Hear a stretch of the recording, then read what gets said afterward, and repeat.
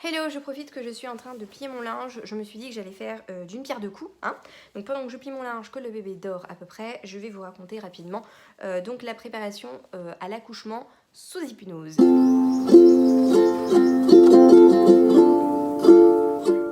Alors, donc pour commencer, qu'est-ce que c'est l'hypnose? Donc c'est un état de conscience modifié. Donc ce n'est pas un état dans lequel on est complètement hors de enfin complètement à l'ouest, comme on peut voir à la télé parfois des personnes qui sont sous hypnose et qui commencent à se prendre pour des animaux ou des choses comme ça n'a rien à voir du tout. Là, on parle vraiment de l'hypnose médicale, de l'hypnose ericksonienne, donc qui vous permet en fait d'être dans un état de conscience modifié. Donc, qu'est-ce qu'un état de conscience modifié? Donc, par exemple, quand vous êtes en voiture, vous allez conduire, par exemple, vous rentrez du travail, vous faites toujours le même trajet depuis, n'importe quoi, depuis 6 mois, vous avez 3/4 d'heure de route, c'est toujours le même trajet, toujours la même chose. Vous avez en fait en général l'esprit qui vagabonde un petit peu et donc vous vous rendez compte au bout d'un moment, oh mais je suis déjà arrivée là, tiens c'est passé vite. Et tout simplement en fait parce que quand vous êtes comme ça en fait vous avez votre esprit qui divague. C'est même d'ailleurs plutôt une sensation agréable. Et ça n'empêche pas que pendant tout le trajet, vous étiez conscient. Vous saviez qu'il y avait un panneau stop, qu'il y avait une voiture devant vous, qu'il y avait la pluie, qu'il fallait mettre vos phares, enfin peu importe. Donc en fait, vous êtes conscient de ça, mais en même temps, votre esprit ne pensait pas, à ça, il divaguait. Voilà, donc en fait, quand vous êtes sous hypnose, c'est exactement ça. C'est dans cet état-là que vous trouvez.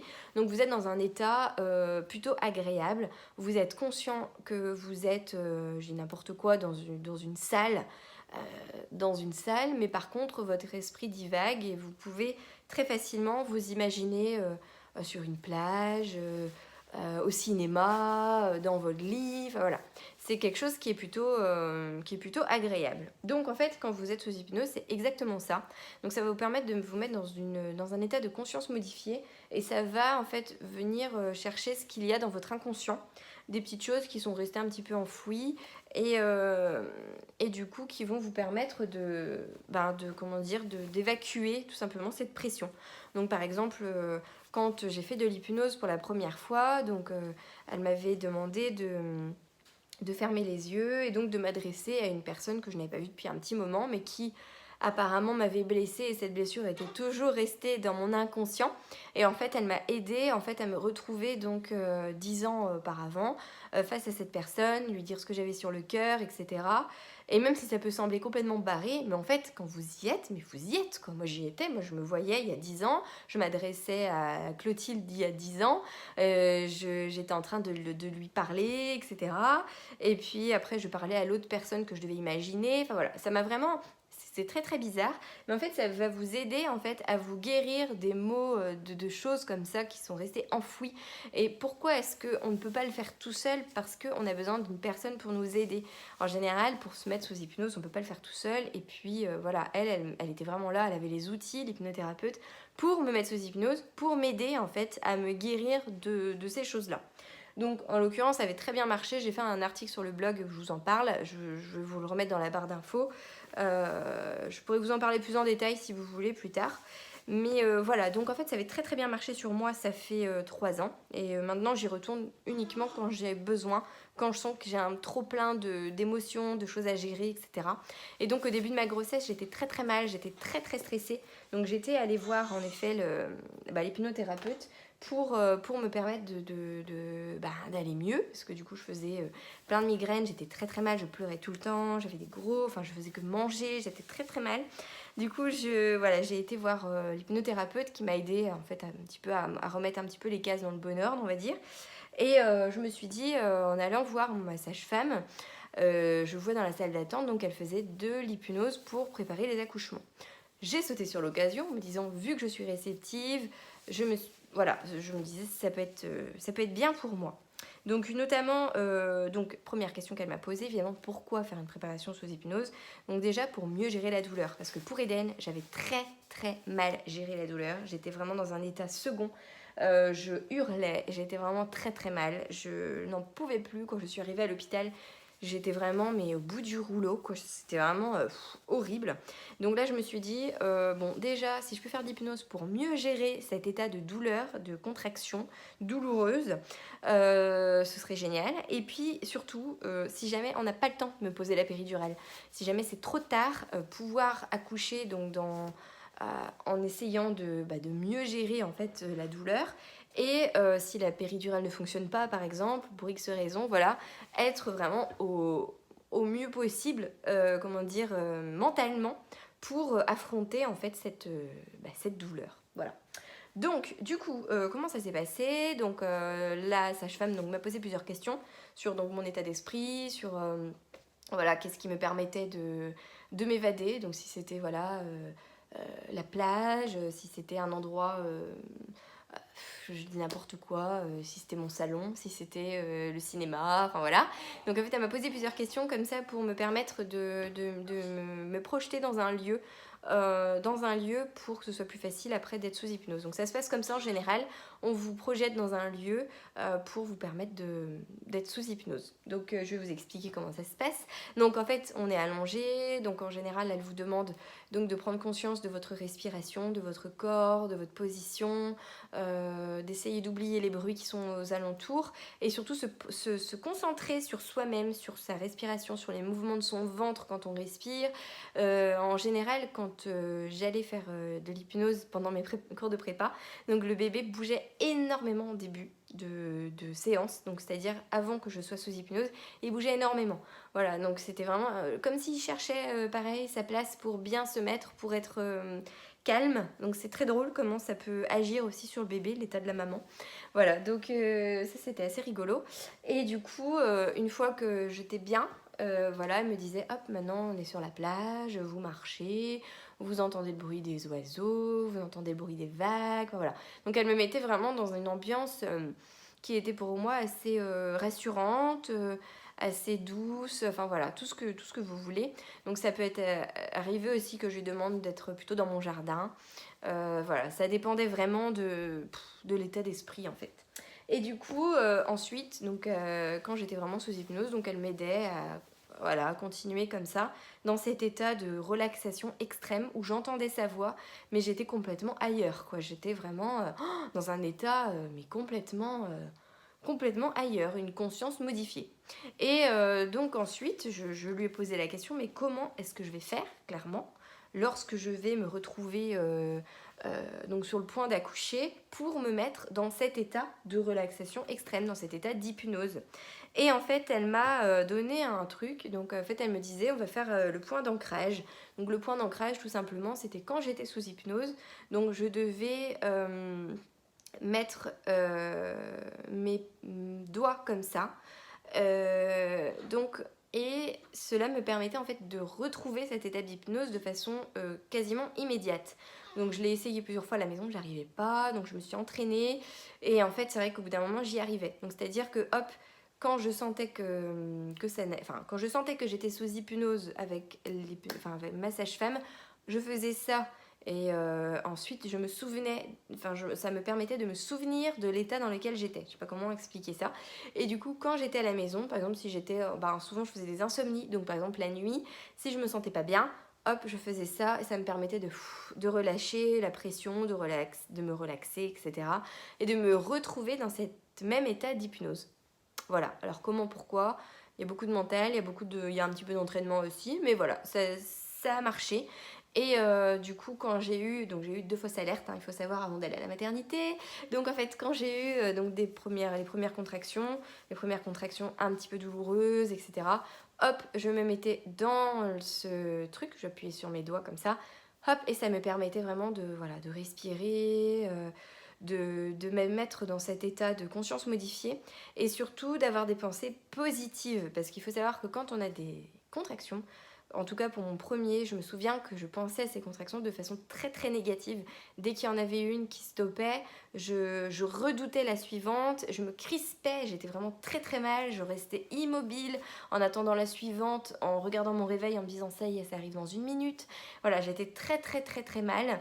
Et là, du coup, au contraire, donc la sage-femme m'a aidée aussi à voir les contractions comme quelque chose de bénéfique, comme quelque chose qui va aider le bébé à sortir, comme quelque chose qui prépare le corps pour la sortie du bébé, pour l'accouchement. Et du coup, en fait, à chaque contraction, j'imaginais mon bébé, je le rassurais, voilà, je pensais à des choses très très positives, toujours en m'imaginant sur cette fameuse plage, les pieds dans l'eau, etc. Et du coup, j'avançais aussi, je me voyais aussi avancer dans l'eau, donc c'est-à-dire que je nageais. Et voilà, je sentais les mouvements de l'eau sur mon ventre, voilà, c'était vraiment assez incroyable. Et donc à chaque fois je pensais à mon bébé en me disant bah voilà, une de moins en fait, une contraction de moins et il y en a une de passée, ça y est. Donc une de moins avant qu'on se retrouve. Voilà, c'était vraiment ce genre de pensée que j'avais. Et donc le jour où vraiment, bah voilà, c'était le jour. Donc ça a commencé donc à 7h du matin, là les contractions étaient vraiment très fortes et très rapprochées. J'avais un rendez-vous à 10h donc à la maternité, donc tout de suite à 7h, j'étais dans mon exercice, voilà, les doigts comme ça à chaque contraction. Je respirais, je ne me plaignais pas, je criais pas, je me concentrais, j'étais vraiment très très concentrée.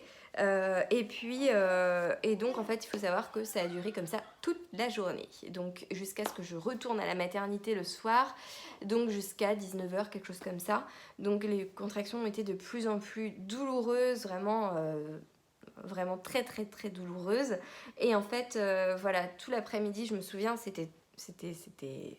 j'ai- pour Eden, je pense que j'aurais déjà été à l'hôpital depuis longtemps. Et là, en fait, j'ai réussi à gérer. Donc, j'ai pris un bain, je marchais, je m'asseyais, je faisais plusieurs choses pour essayer de me détendre. Je mettais à quatre pattes, je faisais des trucs incroyables. Et toujours dans le silence, dans la concentration. Et toujours avec ces fameuses pensées positives. En me disant, ah, super, quand je vais aller à la maternité, je vais... enfin, on va me dire, c'est bon, le travail a vraiment commencé, on peut vous garder, voilà. Et donc quand je suis allée à la maternité, donc en effet on m'a dit bon c'est bon, le col est effacé, bon par contre il est ouvert qu'à 2, on vous propose de prendre un bain dans la salle physiologique. Et du coup j'ai sauté sur l'occasion et en fait j'ai été accompagnée dans la salle physiologique pour gérer la douleur avec le bain, le ballon, les fameux langes là, qui pendent du plafond et tout ça. Et du coup ça m'a vraiment permis d'accompagner en fait tout ce travail là que j'avais fait, donc l'hypnose, etc., dans la salle physio, c'était vraiment l'idéal. Donc en fait, je l'ai fait jusqu'à ce que j'en puisse plus. Donc c'est-à-dire qu'à un moment donné, j'ai dit à la sage-femme, mais là je peux plus du tout en fait. C'est vraiment l'hypnose, ça marche, mais là à un moment donné, c'est vraiment très fatigant. J'étais complètement en transe. Je me souviens que j'étais vraiment épuisée en fait de toute cette journée de contraction. Il devait être 1h du matin, je crois, quand je lui ai dit que je n'en pouvais plus. Et donc voilà, j'étais vraiment très très très fatiguée. Et donc là, elle m'a dit non mais vous y êtes presque, retournez prendre un bain, je vous amène un petit verre de jus de pomme et tout ça. Je suis retournée prendre un bain et c'est là que en fait mon bébé est descendu, je l'ai senti descendre d'un seul coup dans mon bassin. Et là en fait j'étais loin de penser à une péridurale ou quoi que ce soit, j'avais juste envie de pousser tout simplement pour qu'il sorte. Et en fait, finalement, je n'ai pas eu de péridurale. Donc en fait, j'ai réussi à accoucher sans péridurale. Je vous cache pas que c'était une douleur extrême, mais en fait, la douleur a été rapide, c'est-à-dire que vraiment, la phase la plus compliquée a peut-être duré 1 heure, 1 heure et demie. Je sais pas, dans ma tête, sur le moment, je croyais que c'était interminable. Je pensais que ça durait 2 heures. Mais en fait, non, parce que j'arrivais à marcher, j'avais pas de péri. Donc je marchais, je faisais des tours dans la salle. Je demandais à mon chéri, donc qui a été très très actif pendant l'accouchement, de me masser la jambe droite, la jambe gauche, le dos. Parce que tout ça aussi, ce sont des choses qui peuvent aider quand on accouche voilà, sous hypnose, sans péri et tout ça. En fait, c'est de penser à autre chose. Donc c'est-à-dire que quand je sentais la douleur, je lui demandais de me masser à un endroit du corps. Et je pensais en fait à sa main sur ma jambe par exemple, et ça me permettait en fait d'oublier la douleur, de la mettre de côté, de me concentrer sur autre chose, ça m'aidait. Voilà, donc après il faut trouver son petit truc, mais moi je sais que du coup j'ai tourné pas mal dans la salle entre le ballon, les tabourets, tout ça, j'ai essayé plein de trucs, le bain, etc. Et à chaque fois je trouvais quelque chose qui m'aidait à gérer cette douleur, en plus de cette concentration, donc sous hypnose, etc. Voilà, donc en fait, tout ça pour vous dire que je pense que ça m'a beaucoup aidé, ces fameux cours de préparation à l'accouchement, donc sous hypnose. Donc en gros, voilà comment s'est passé donc l'accouchement. Je vous rentre pas trop dans les détails, etc. Mais voilà comment ça se passe, donc l'hypnose, la préparation à l'accouchement sous hypnose. Comment ça se passe, donc un accouchement sous hypnose. Alors j'ai eu la chance d'avoir la salle physiologique, je sais que il y en a qu'une, par exemple à Quimper, il y en a qu'une. Donc si elle est déjà prise ou si elle n'est pas encore nettoyée ou quoi que ce soit, il se peut que vous ne l'ayez pas.